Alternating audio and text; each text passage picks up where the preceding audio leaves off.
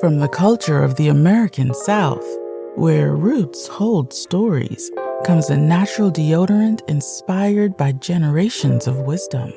Introducing Rootwork, the all-natural foundational Black American-based deodorant infused with the magic of High John the Conqueror root.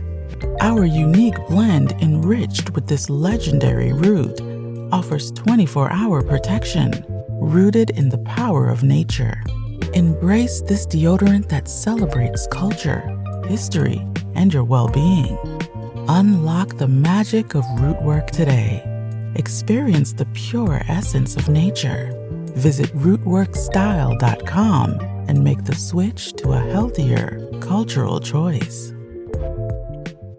All right, let me get to recording the space where everybody's popping on in here. What's going on with y'all, man? Everybody pop on in. How y'all living? Everybody good? Doing the late night tap in pop up on a beautiful Saturday night. What's going on with y'all, man? I hope you guys had a great day today, and I hope you're having a great weekend so far. What's up, Nikki the God? I see you. See a lot of the regulars in here. We're gonna get the calls early. I always say I ain't gonna be on late, but you know, when we get a good conversation going, we just roll with it. We're gonna get some calls early. Before we do that, first, let me get everybody to start raising your hand if you want to get on, so we can chop it up with you. A lot of people like the last few episodes we did. The roast sessions last night were hilarious. The roast sessions were hilarious, especially with the extraterrestrial stud. That's on YouTube. That's very funny. But family, don't forget to get your tickets to see the film Microphone Check. It's coming in a few weeks, family. The highly anticipated new documentary film from the filmmaker who made the Hidden Colors series, American Maroon, 1804, Buck Breaking. I'd be forgetting that I've made a lot of phenomenal films. Not to toot my own horn, I have made some groundbreaking films. The Hidden Colors series was groundbreaking. 1804 was groundbreaking. American Maroon, groundbreaking. Buck Breaking really killed the game. Buck Breaking, do y'all know Buck Breaking was my highest grossing movie? My highest grossing movie was Buck Breaking. Buck Breaking really, really took off. That went to a whole different level. When Buck Breaking came out, that was when we had it on Amazon. It was outselling like all the movies from the major studios. It was like the number one film on Amazon, and not like number one black documentary or number one, history film. We were outselling Iron Man and Transform. We're on that level. Bug Breaking was a huge film. Shout out to everybody who supported it. And also, I think Buck Breaking was huge because there was a lot of hate watchers too. A lot of the white supremacists, they were hate watching it. So they boosted it up too. So shout out to the white supremacists. Sometimes the white supremacists can inadvertently be utilized for good things. You dig? You got to use your enemy sometimes. They did a lot of hate watching because we went in on white supremacy and their culture. Sometimes you can use their racism against them. Just that's what our brother Floyd Mayweather does, or that's what he did. Floyd Mayweather made a grip, antagonizing these white supremacists, trolling them. And these white supremacists wanted to tune in so bad to see him get beaten by a non-black person. That's why people would tune into those fights so much. He talked a lot of trash, and they were desperate for some kind of, if they couldn't get a great white hope, just a great non-black hope. A Filipino will do. Just a non-black person, please beat him. And they couldn't do it. And our brother made a grip in the process. So you got to know how to utilize your enemies sometime. You dig? But the movie Microphone Check, this is a game changer. I can't wait for y'all to see it. It's going to be in select theaters all around the country starting May 23rd.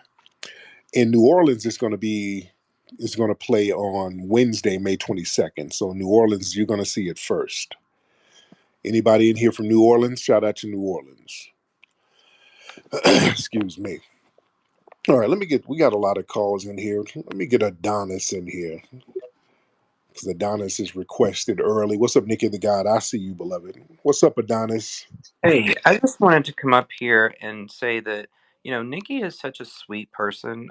She has a kind heart, and I really admire the way that she has conducted herself and been strong. So I want to say I see you. I support you. We all support you. You are such a sweet person, and you don't deserve anything that you've went through this last 24 hours. So just stay strong. We love you. You're beautiful inside and out. And I just wanted to let you know that we see you and we love you. Yes, indeed. Thank you so much. Yes, indeed. We love Nikki.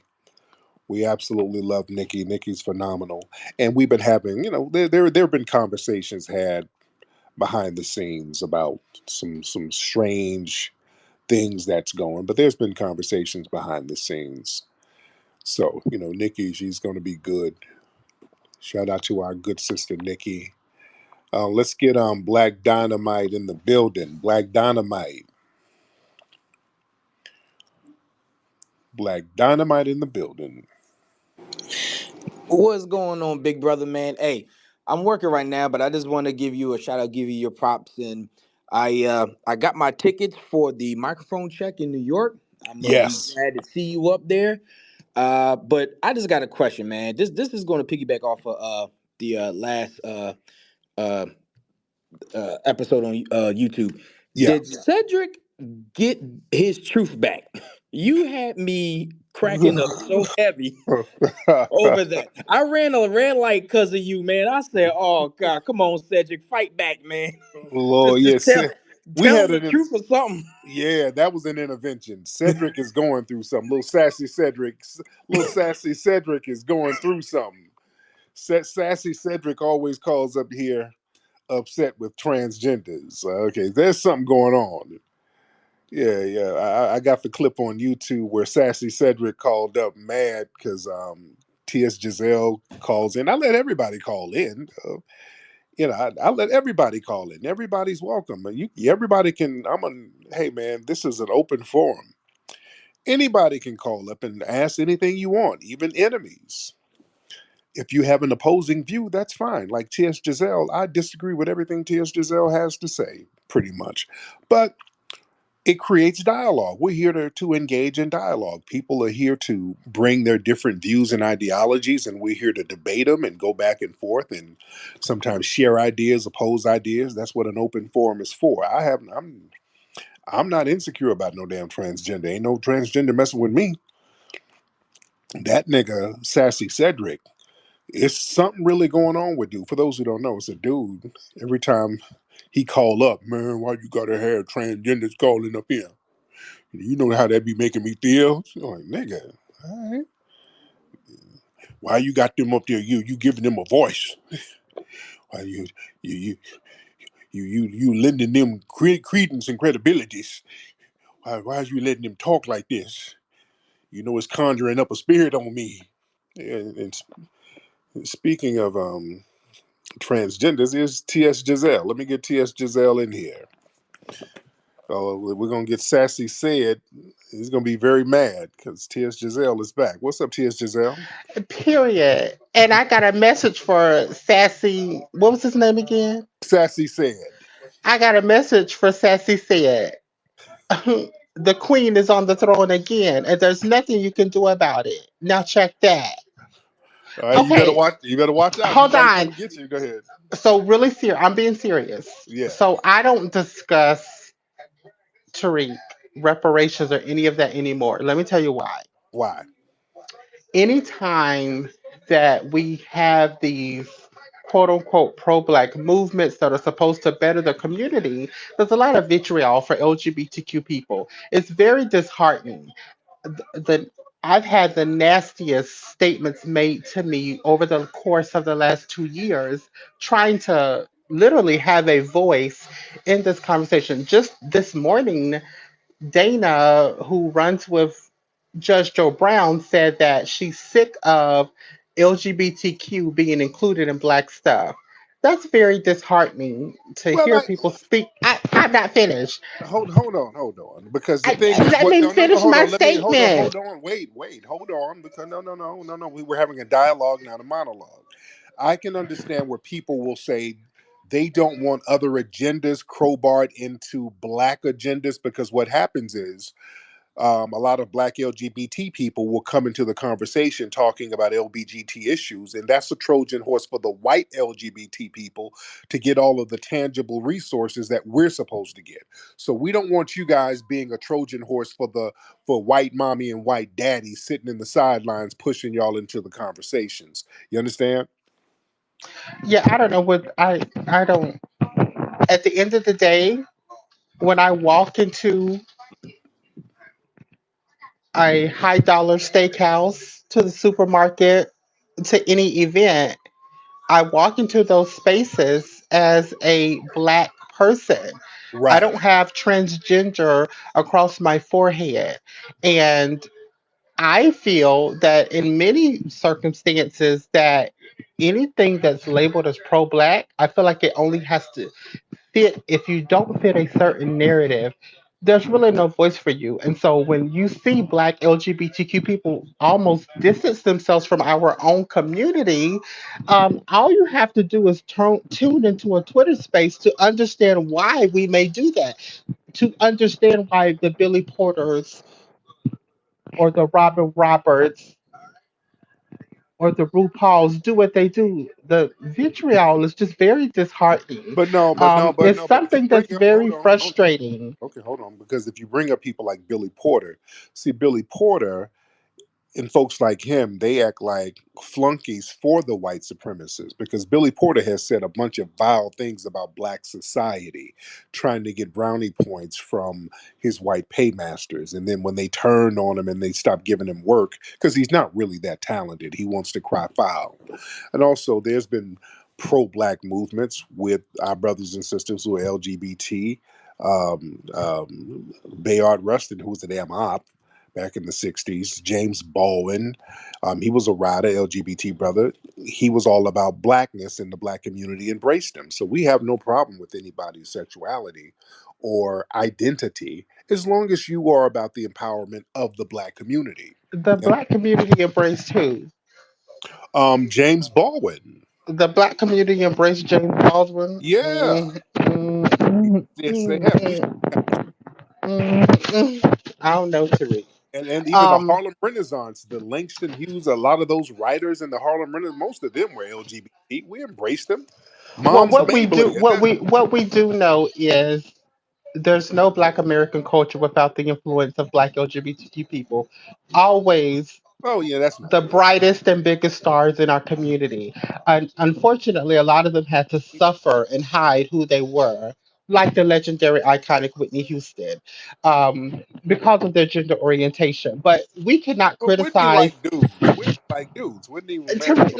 Quit interrupting me. Let me make my statements. But Whitney Houston wasn't LGBT. I We don't can think. critique Billy. You critique Billy Porter, but what you did not do is what has the black community said to Billy Porter to make him feel that way? Just like me, Not a damn thing. I have every No, right to abandon the reparations or any black delineation movement because how nasty people have been to me for no reason to read oh, than that's my stop. gender No, orientation. because no, because you're very vitriolic. Let's be real. You're very slick mouthed, vitriolic. You do a lot of gaslighting. You go around these spaces, you call up talking trash to everybody. And then when people check you, oh God, this is homophobia. Stop it. No, you out here, you're always trying to talk trash about the women in here. You do that all the time. And then start crying foul when you get checked. So don't do that. Don't do that. I And don't they agree. clown you I because don't agree. you get clowned because you're messy. That's why you get clowned, not because of your orientation, not because you have a big back and a wig. You're very messy, and that's why people clown you. You understand? So that's what it is. First off, my back is not big, Yes, it is. and Yes, it is. I have every right to defend myself. Often, I'm a You are built like a cross between Patti LaBelle and Carl Winslow. All right. You have to Girl, clear this no, shape and on why do you, every time I every time what? Okay, yeah, hold on. Something's going on. I think one of your hormone encrusted breasts dropped on the phone. What happened? You muted if I can't hear you. Speak up. I can't hear you. every time I try to have a serious conversation because the caller that you're talking about is what I'm referencing. At the end of the day, if a check is cut for Black Americans for reparations, guess what? Tia Giselle is going to collect that check, okay? Mm-hmm. A Yeah. significant portion of Black Americans identify under the LGBTQ umbrella. And if what you're preaching for is for the betterment of Black Americans, we will still get that check as well. A lot of people speak as if we're not even Black. I've had people tell me, you're not Black, you're LGBTQ. Well, the US government is not going to agree with you, okay? That's what I'm saying. It's just nasty. And also, I have every right to defend myself, Tariq. A lot of times, these girls come for me first. I No, they can don't. just be listening in the audience and I get attacked because of who I am. They're afraid. No, Hold no, on, Tariq. Let me get this out because I've been no, wanting to say this for 2 no. years. Let me. Oh, no. Okay, because you're just saying stuff now. No. You come in and you've several times you come in and you start insulting random women. You start going in on Wani, and then you just start insulting a lot of the women, being slick. So yeah, you're not going to sit here and act like no victim. And then when people start clowning you, then you want to cry foul. No, you got to be equal opportunity. See, you want equality. Everybody can get clowned back. There's a clap back for everybody. You're not going to get special treatment like you can't get a clap back. Let's get Mari in here. Mar, Salam alaikum. How you doing, Tariq? what's going on? I'm good. How are you, buddy? Yeah, so I'm surprised you pulled me up, but I would like to just ask, um, have you been reacting to like what FD Signifier has been putting out, like the slander he's been making on you? I have no idea who it is and don't care. I have no idea. Zero. Gotcha. Why and why are you trying? Who is this person you're trying to promote? Why it sound like you're trying to promote this person? No, I think he's just like an interesting, I guess, spokesperson for the Is black it a white community. guy? Is it a white guy? Yeah, he probably does sound white to you, but no, he's actually black fellow. Oh, okay. I've never heard of him. And Yeah, look, I got what 300,000 people follow me on Twitter. Another damn 230,000 on YouTube. Another 300,000 on Instagram. Another 100,000 on Facebook. I can't keep up with everybody who says something about me. You're yeah, no, supposed to. that's true. You're supposed to say shit about me. You Yeah, understand? no, that's true. Yeah. So That's FD that's Signifier, he has like 500,000 subscribers on YouTube. He's kind of clouded too, but yeah. besides the point, Yeah. would you be up to like speaking or having like a podcast with Mark Lamont Hill? Not really, not really, because I would be giving clout to Mark Lamont, and I'm not trying to give clout to folks. And no disrespect to Mark, I have different views than Mark, but shout out to Mark. But nah, my platform is bigger than his, so it doesn't really benefit me. You know? No, I got you. I mean, I think your fans would completely like, benefit from such a experience. It doesn't have to necessarily be a transactional thing, with clout versus clout, just kind of, Eh, I market know, of ideas kind of thing. but now what's but a lot of times, man, folks want me to go on their platforms because that boosts their platforms. I have a big platform already, so it's not really helping me. So it would be me doing them a favor, and I'm not at liberty to just give favors to random folks like that. And but I wish him the most respect and the most success.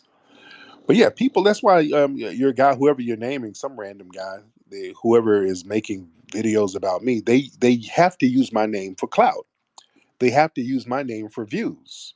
You dig? Which is understandable. I'm a thorough dude. I got a lot of respect. I got a Majara spirit that a lot of them don't have. So of course they're gonna utilize my name. Have at it. Knock yourself out. That gives me more power. I love it.